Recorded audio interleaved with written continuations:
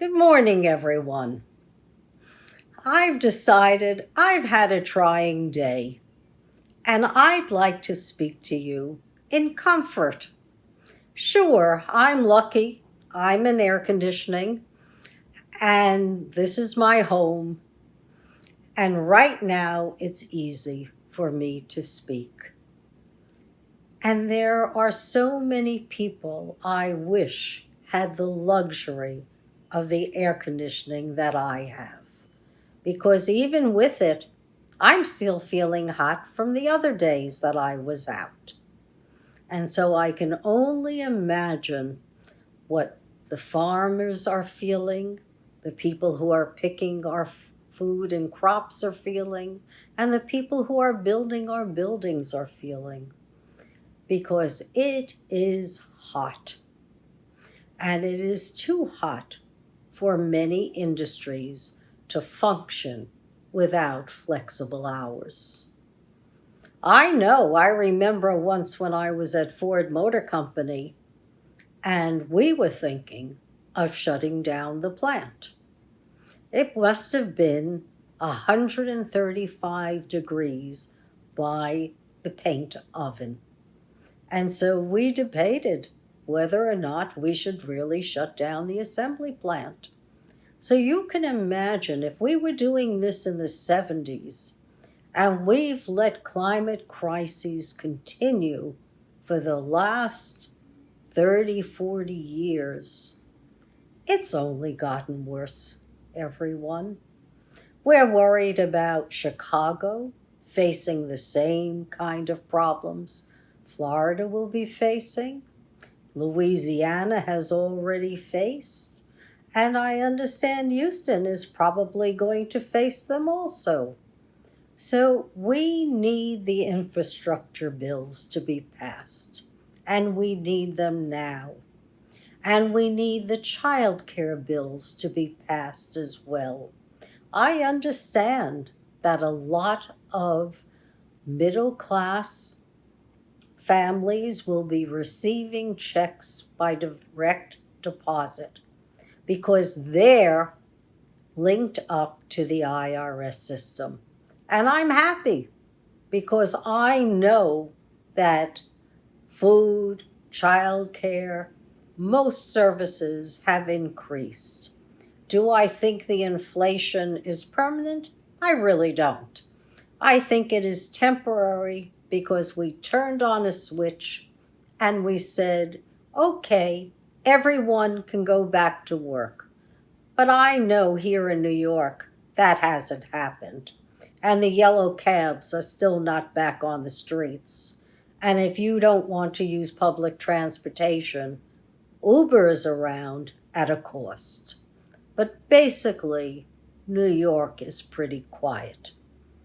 So people will need that child care in order to go back to work. Middle class, not worried about them because they're part of the system.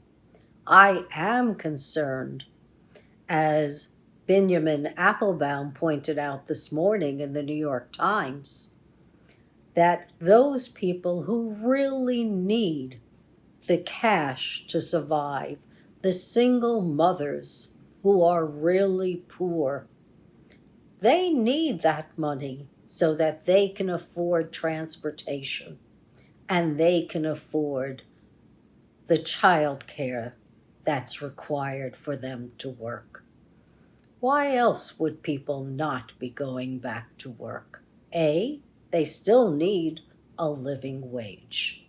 We haven't done that yet, where we've passed a decent minimum wage across all 50 states. Not just here in New York, where prices are high, but everywhere. In the South, where they're not even working for a minimum wage, we need it. And if everyone in the Democratic Party will sign off on $10.10 an hour, hey, do it and do it soon, because people need the cash. They have no money to survive. Forget thriving. It's just not there, folks. I understand California is now going to give out a basic living wage. Newsom started it in Stockton, California, and he's continuing it on the state level. And they're going to be giving between $500 to $1,000 to pregnant moms who are poor, and also to foster kids who are now ready to either go on to college or earn a living. If it were up to me, I'd be giving a basic living wage to parolees so that there's no question they'll be able to support themselves somewhat and be able to look for a job with purpose so that they never have to give a parole officer a reason to send them back to jail. Give people a little dignity. And the same thing goes for the long-term unemployed. Give them a basic living wage so that they have a cushion to rely on while they're looking for work. It's not easy to find good jobs.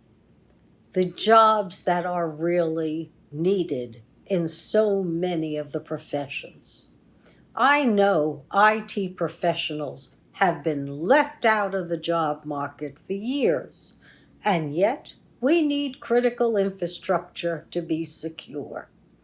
You'd think that every CEO of a utility or transportation or a major corporation that looks after the grid, whatever it is that is deemed critical infrastructure, that they would be hiring in-house employees to maintain all of their data and make sure that it's secure. Not insecure like we learn all the time when I get all those notices and I'm not sure if they're spam or not, or fraud or not, telling me my data has been shared inadvertently. We shouldn't have to worry about ransomware. We're the country that invented the internet. Thank you, Department of Defense, because one of my friends was part of that project way back 45, 50 years ago. And it works. And it works quite well. And everyone needs to be connected with Wi-Fi. That's why that infrastructure bill is so important. I was speaking to an educator this week, one of my friends, who said that he was teaching math to 8th graders, and the kids who didn't have Wi-Fi would trickle in little by little, and he would have to get them up to speed because the tests were fixed at a certain period of time. I can't imagine the stress he was under and the stress the kids were under to take these exams and get up to speed during the pandemic. This was a hard time for everyone. And I remember when anyone asked me how was I doing, I said, I'm doing fine, thank you. I'm okay. But I wasn't really okay. I was stressed out. And you'd think, okay, you live in an apartment, you're by yourself, you're surrounded by nice things. Why should you feel stressed? But I'm gregarious and I like people and I like meeting people, not just in those little 2-inch squares that are Zoom, but I like seeing them in public and hugging them for real. That to me is what's important, living and living life to the fullest. We've got real problems in this country, and it is time to fix those problems. In the EU, they're going to support new technology. In China, They're going to support new technology. They are phasing in a way to incentivize corporations to go carbon neutral. Sooner or later, those corporations, if they don't take the incentive as it's being offered, they're going to be paying more for emitting carbon. Right now, Joseph Stiglitz says it's about $100 for every metric ton. I thought it was much more, but that's what he says. Okay. However, it's the only way for us to survive and thrive. I know there are fourth generation nuclear power plants out there that you don't use uranium or plutonium. They can use thorium. I don't believe they're tried yet, but hey, it's something we've got to do. We've got to invest in research and development in new technologies so that we can build smarter and we can stop the progression of climate catastrophes. Humans can't exist when it's 115 or 135 degrees. And the very fact that we need air conditioning kind of defeats the purpose. So it's a negative feedback loop, right? You make it hotter, the more air conditioning we need, the more carbons we put into the atmosphere. You do mega farming, the mega farmings take up the water. People don't have water anymore.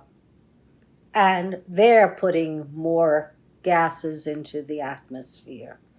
Fossil fuels, well, they're the biggest polluter of them all. And we've got to segue away from them fast. We had the opportunity in the 70s when they said there was a shortage. Now we know there's no shortage of fossil fuels. It just depends how deeply you dig for it and where you go for it. But there'll always be fossil fuels available. We don't want it. We don't want that. We don't want forever chemicals in our atmosphere. People have to be able to survive and thrive. The more we pollute, the more people become ill, and especially if and when we have pandemics, and we will have more of them.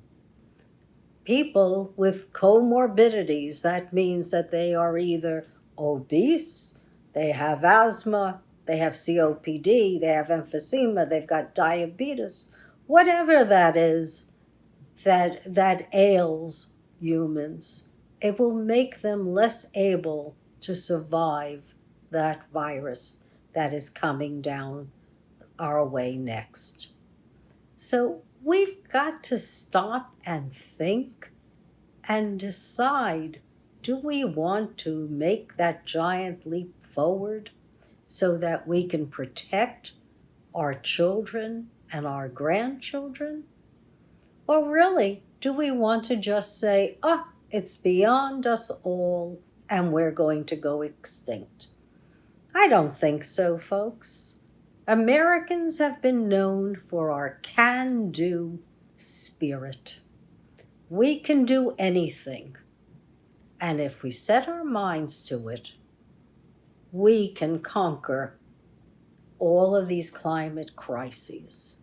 And we can start moving the clock backwards. Not talking about the atomic clock anymore, because I don't think anyone is stupid enough to use it, to use nuclear weapons to destroy us. It's so much easier if you just hack into our programs and create chaos in our societies. This is what we really want to prevent. We want to prevent the chaos. We want to prevent the culture wars so that we can think about what's really important. And what's really important is us. all of us, every person in America and in the world, because we're connected. And then we've got to think about how do we collaborate so that we can take care of the majority of people, if not 100% of us, and give us the resources so that we can survive and thrive. Treat people decently, they'll work hard for you. Give people a reason to think analytically, they'll develop new ideas. Incentivize those new ideas, because that will bring us to the 22nd century. Gotta move forward, just like you do in business. If you don't grow, they say, you don't survive. It's the same thing with societies and culture. Gotta protect our democracy, because our democracy stands for the right to pursue life, liberty, and happiness. And you gotta think about how we're all interconnected, every one of us. And that's what we need to preserve. And when we do that, then we have a very strong fabric of society, a well-knit one. We don't need to break us apart. We need us all to come together so that everyone survives and thrives. If we can't do it here, we certainly can't advise others on how to behave. So take care, everyone.